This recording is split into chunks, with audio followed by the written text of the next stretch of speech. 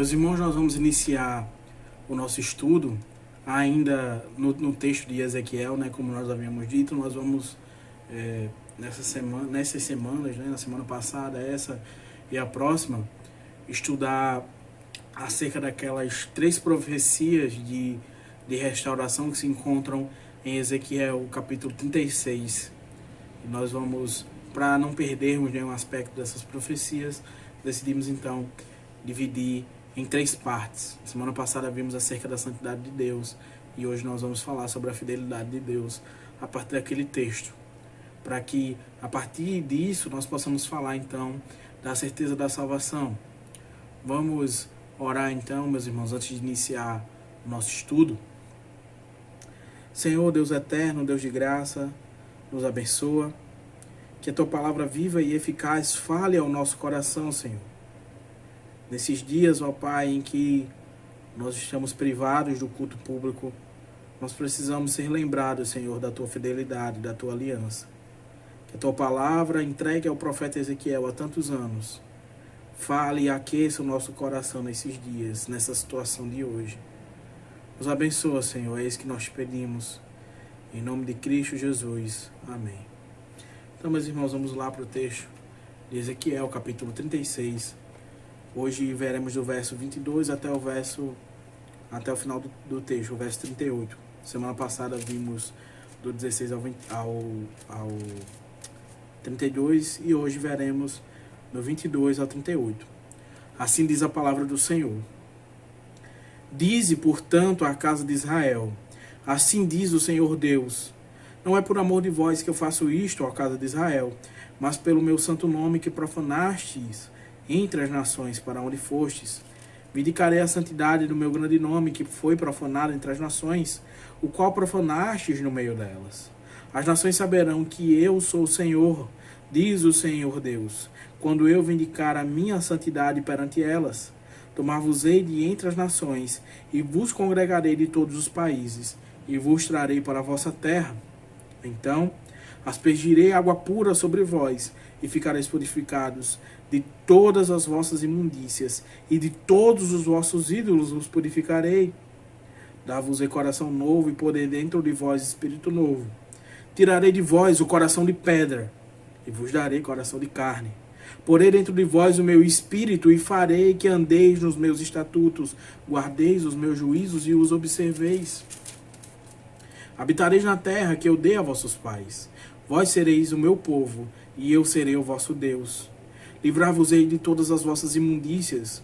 Farei vir o trigo, e o multiplicarei, e não trarei fome sobre vós.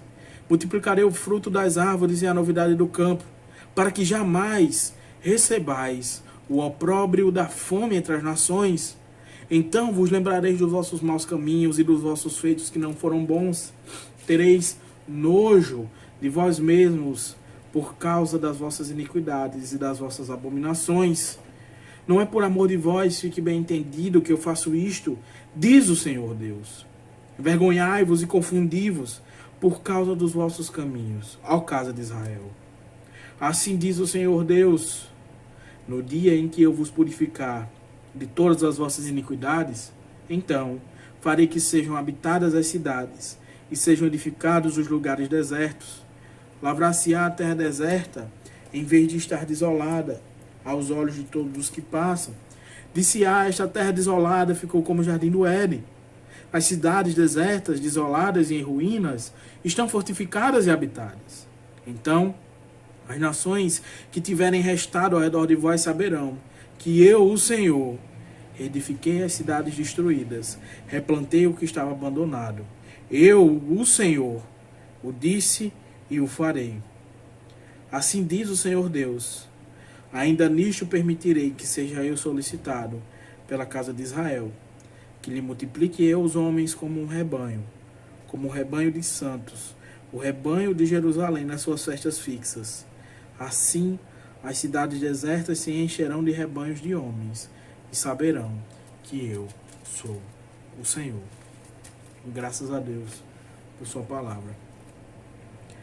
Então, meus irmãos, na semana passada nós vimos o motivo pelo qual Deus restaura o seu povo.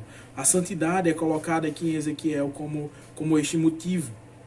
Então, nós devemos estar seguros da salvação, porque o Senhor é santo e prometeu nos santificar com Ele através do seu Espírito que nos une a Cristo. Mas qual é o modo, como é que Deus faz isso? Como Ele revela isso nestas profecias de Ezequiel? Vemos que o Senhor, Ele faz isso através da sua aliança. Então nós vemos que Ezequiel aqui revela que o Senhor é fiel à sua aliança. Deus, em sua majestade, glória e santidade, que são inacessíveis, Ele condescende, Ele desce até a humanidade, Ele se inclina voluntariamente até nós, como um pai se inclina para pegar um filho pequeno no colo. Ele se relaciona conosco através da sua aliança. A aliança é o modo pelo qual Deus se torna o nosso Senhor e nós nos tornamos o seu povo. É o modo pelo qual Deus aplica a sua fidelidade a nós. Como é dito em Gênesis 17, na aliança de Deus com Abraão, e é repetido aqui no verso 28 de Ezequiel 36, também é dito isto: Ele é o nosso Deus e nós somos o seu povo, na introdução dos 10 mandamentos. O nosso Deus, Ele é um Deus pactual, Ele é um Deus que se relaciona, é um Deus que faz aliança. E por isso, nesta profecia, não só as maldições pela quebra do pacto são mencionadas, mas as bênçãos também. As alianças que o Senhor faz na história, desde Adão até Cristo, tem o que nós chamamos de unidade e de diversidade. Por isso, cada aliança ela vai ter alguma coisa específica, mas ela vai estar ligada a um todo maior. Todas elas apontam para Cristo.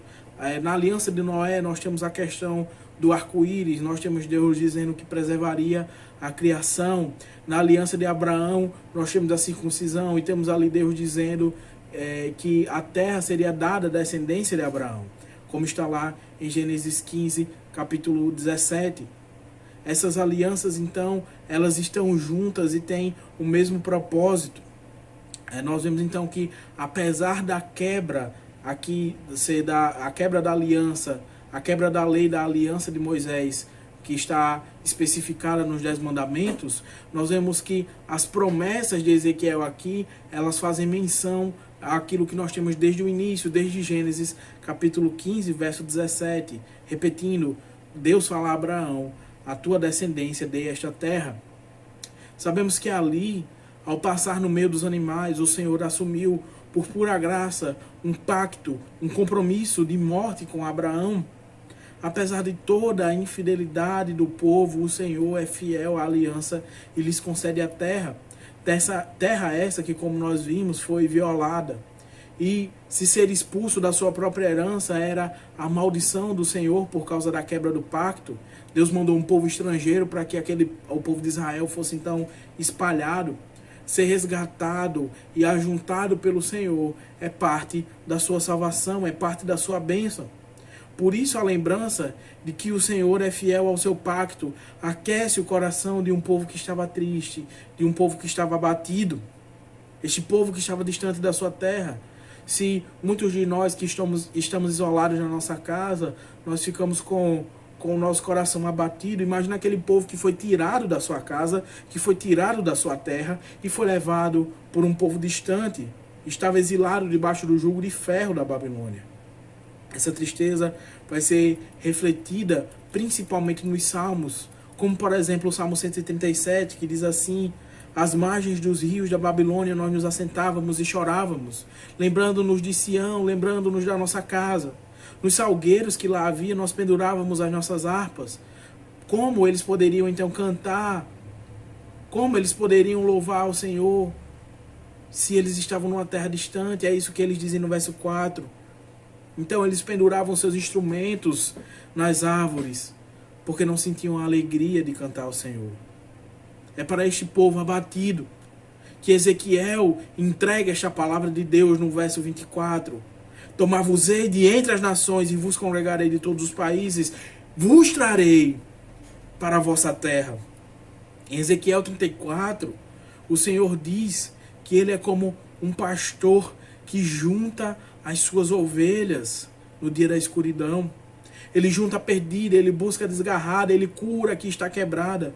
Em Ezequiel 36, assim como em outros lugares deste livro, apesar dele estar falando para um povo originário de Judá, ele fala da casa de Israel, porque não são apenas as duas tribos do reino do sul, mas todo o povo, todas as ovelhas do Senhor seriam reunidas.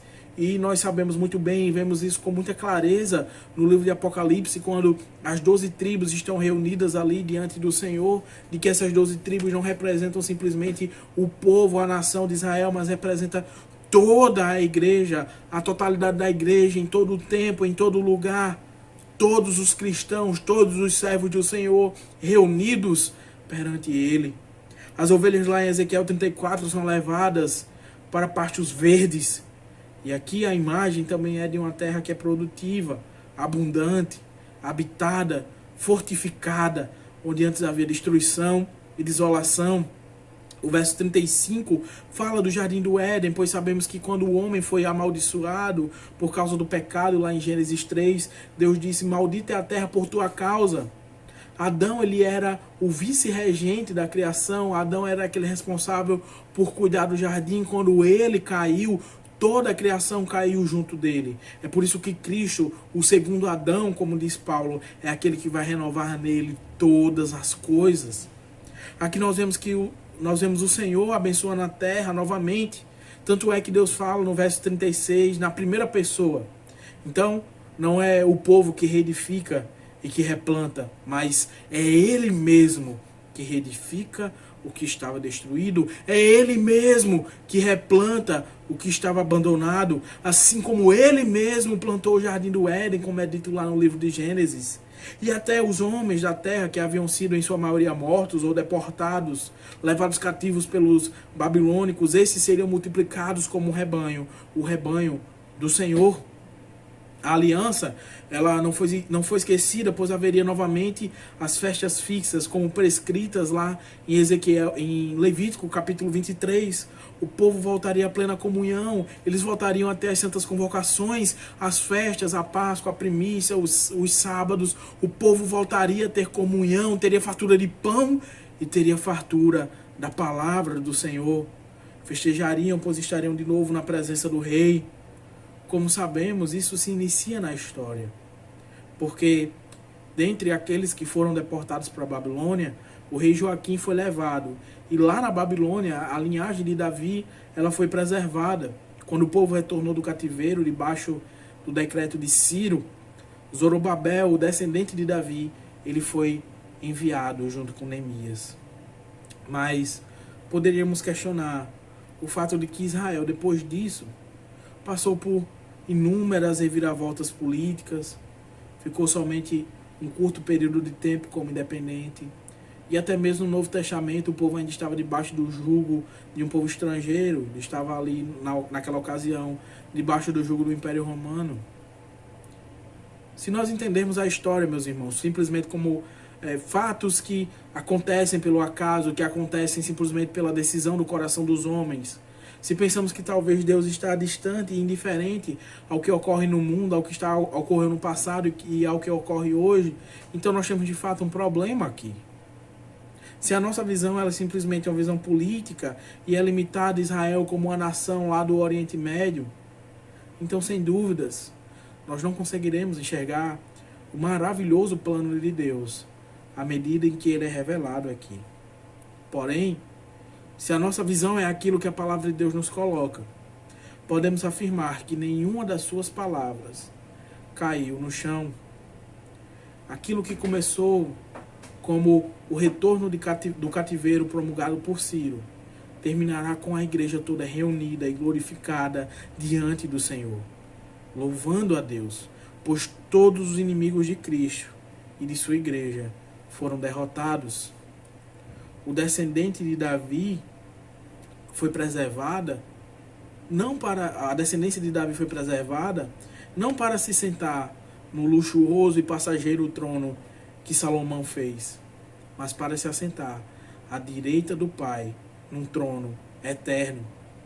O Senhor é fiel à sua aliança, por isso fez o seu Filho Jesus Cristo vir como filho de Davi e reinar eternamente.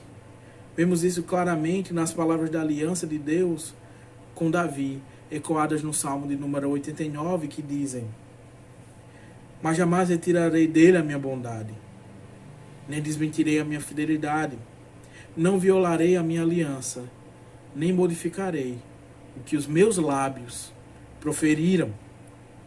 A profecia de Ezequiel nos mostra a tensão entre o já e o ainda não. O povo já retornou do cativeiro babilônico. Nós já recebemos as bênçãos decorrentes da primeira vinda de Cristo, mas nós ainda não temos o pleno cumprimento dessa profecia de Ezequiel, que se dará no glorioso retorno de Cristo. O Éden prometido como um lugar onde Deus habita com seu povo já foi cumprido no meio de nós na primeira vinda de Cristo, como é dito lá em João capítulo 1, verso 14, e o verbo se fez carne e habitou no meio de nós, cheio de graça e de verdade. Mas na criação que será restaurada, nós habitaremos com ele sem o pecado e sem a morte. É nesse sentido que o cumprimento pleno é a terra sendo abençoada e o povo sendo reunido. Por isso o verso 39 de Ezequiel 36 diz que vindo a salvação ao povo, virá a bênção da renovação da terra. As duas coisas estão ligadas, como nos ensina o teólogo Herman Bavinck. A honra de Deus consiste precisamente no fato de que ele redime e renova a mesma humanidade, o mesmo mundo, o mesmo céu e a mesma terra, que foram corrompidos e contaminados pelo pecado. Essa era uma esperança que ardia no coração do povo exilado, uma esperança que deve arder nos nossos corações hoje, quando estamos privados de cultuar a Deus publicamente. Além disso, é fato que, infelizmente, vemos coisas que deveriam espelhar a fidelidade de Deus sendo corrompidas. Vemos pregadores que não se importam com o cuidado real de suas igrejas. Vemos casamentos desmoronando. Vemos políticos explorando, oprimindo, se valendo de situações terríveis como as situações causadas por essa pandemia para motivos espúrios, para exercer corrupção. Mas a nossa esperança está no fato de que o Senhor, o nosso Rei, este permanece fiel. O desespero e a angústia podem vir, meu irmão, mas eu quero que você se lembre disso. O nosso Deus é o Deus da aliança, o eu sou, o que fez os céus e a terra, aquele que por amor a nós não poupou o seu próprio filho. Devemos nos lembrar, o nosso Deus, ele é o Deus da aliança. Devemos lembrar aqui das sábias palavras de Palmer Robertson. Você procura algo para mantê-lo perto de Deus? Algo que lhe dê a certeza de que ele nunca deixa você sozinho? Então você está procurando, pela aliança de Deus, a sua promessa eterna. A aliança de Deus cumprida em Cristo é aquilo que nos conforta de sabermos que o Senhor é fiel a esta aliança. É por sua fidelidade que nosso Rei Jesus Cristo diz quando está subindo aos céus: eis que estou convosco todos os dias até a consumação dos séculos. É por saber a fidelidade de Deus que aqueles anjos que estavam ali embaixo olharam para os apóstolos que estavam ali olhando para cima, contemplando, e eles disseram para aqueles apóstolos que talvez estivessem pensando: e agora Jesus Cristo está subindo? E eles dizem: esse Jesus que dentre vós foi assunto aos céus, virá do mesmo modo como vistes subir. Eles sabiam da aliança, da fidelidade de Deus, a sua aliança. Uma lição, meus irmãos, que nós devemos tirar disso é que, como Deus revela a sua fidelidade, devemos ser alegres em sermos fiéis ao Senhor. A nossa fidelidade é uma resposta à fidelidade de Deus.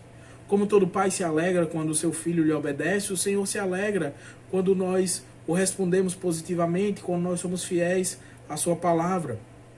Percebam, meus irmãos, como é prazeroso podermos fazer parte da aliança, pois nós somos os únicos que recebemos capacitação para obedecer a Deus de fato.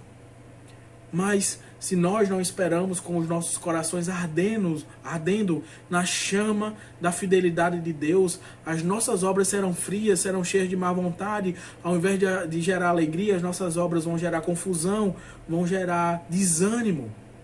Porque vamos esperar a nossa recompensa para hoje, vamos esperar a nossa recompensa diante dos homens, vamos esperar a nossa recompensa na reputação, na glória, nas palmas, em fartura, em fortuna. Vamos esperar a nossa recompensa em coisas dessa terra. E é justamente por isso que os fariseus não conseguiram, que os hereges, durante toda a história, apesar de se guardarem de diversas coisas dessa terra, eles não conseguiram, porque eles não entenderam, porque eles não receberam da aliança do Senhor. Somente aqueles que estão em Cristo podem se alegrar em cumprir a vontade revelada do Senhor. Para aqueles que são infiéis, o prazeroso é justamente ao contrário, é descumprir a lei. Nós podemos observar isso de diversas formas. Quando uma pessoa se alegra em conseguir não ser pego por um guarda fazendo aquilo que não deve no trânsito, quando nós mentimos, quando esses infiéis mentem para conseguir vantagem, quando os infiéis fazem conchavos políticos para conseguir cargos e benefícios, quando nesses tempos de pandemia as pessoas põem uma máscara no rosto para entrar no estabelecimento, para entrar no ônibus e depois tiram e colocam no bolso, desprotegendo a si mesmo e as outras pessoas. O infiel, ele só é fiel à sua própria infidelidade, porque não há esperança para ele no Senhor. A esperança dele está naquilo que ele faz, a esperança dele está nas suas obras. Por isso ele vai fazer o máximo para tirar vantagem daquilo que ele faz, porque ele só confia em si mesmo e na sua astúcia. Mas aqueles que verdadeiramente estão em aliança com o Senhor, esses têm alegria, esses têm gratidão, esses têm prazer, têm deleite em obedecer a palavra do seu Salvador, têm alegria em segui-lo, ainda que isso signifique infâmia, perseguição e até mesmo a morte. Então veja, enquanto o infiel leva a sua infidelidade e as últimas consequências para conseguir vantagem, o fiel, ele segue a palavra de Deus, ainda que ele não tenha vantagens visíveis, ainda que ele não tenha vantagens imediatas, ainda que ele perca, ele vai ser fiel ao Senhor. Ainda que isso signifique até mesmo perder a sua vida, como foi o caso de vários cristãos na história. Sabemos que a nossa esperança não está nas conquistas dessa terra. Temos a certeza do que receberemos do nosso fiel Senhor, que veio para morrer e ressuscitar, e do céu virá nos buscar. Nós receberemos a imarcessível coroa do nosso Senhor. Como diz aquele belíssimo hino de cruz, um dia em lugar de uma cruz, a coroa o Senhor nos dará. Que esperança deve arder no nosso coração a partir dessa certeza? E olhando para o nosso contexto novamente, nós devemos nos lembrar da questão da saúde. A saúde ela é importante, mas se perdermos a saúde, ainda assim nós não devemos perder a nossa esperança. A nossa esperança não deve estar fundamentada na nossa saúde. Quantas pessoas têm saúde e não têm esperança nesses dias? E quantas pessoas não estão em leitos? Quantas pessoas não estão até mesmo debaixo do respirador e têm a sua esperança no Senhor? Quantas pessoas não estão nesse momento nas UTIs e sem a sua saúde, mas têm a esperança no seu Salvador? E isso é muito mais precioso do que a saúde. Mais uma vez, eu não estou dizendo que a saúde não é importante, ela é fundamental, devemos preservá-la, devemos buscá-la, devemos guardá-la, devemos fazer o que está ao nosso alcance para cuidar de nós mesmos e das outras pessoas, mas a saúde não é tudo. Se acontecer de Deus tirar a sua saúde, lembre-se, Deus ele é suficiente. Deus ele é suficiente.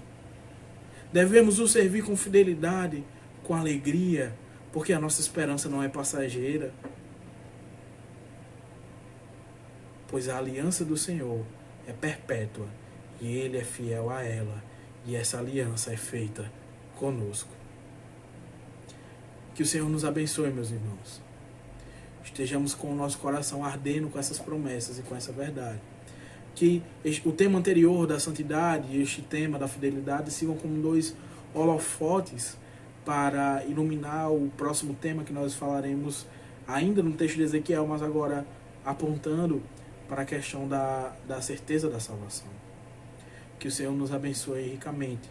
Se você não viu algum dos nossos vídeos, está convidado a ver. Você não se inscreveu, está convidado a se inscrever e a compartilhar esses vídeos e espalhar a palavra do Senhor, pois é extremamente necessário nesses dias, meus irmãos. Nós trazemos à nossa memória aquilo que nos dá esperança. Que o Senhor o abençoe e lhe guarde.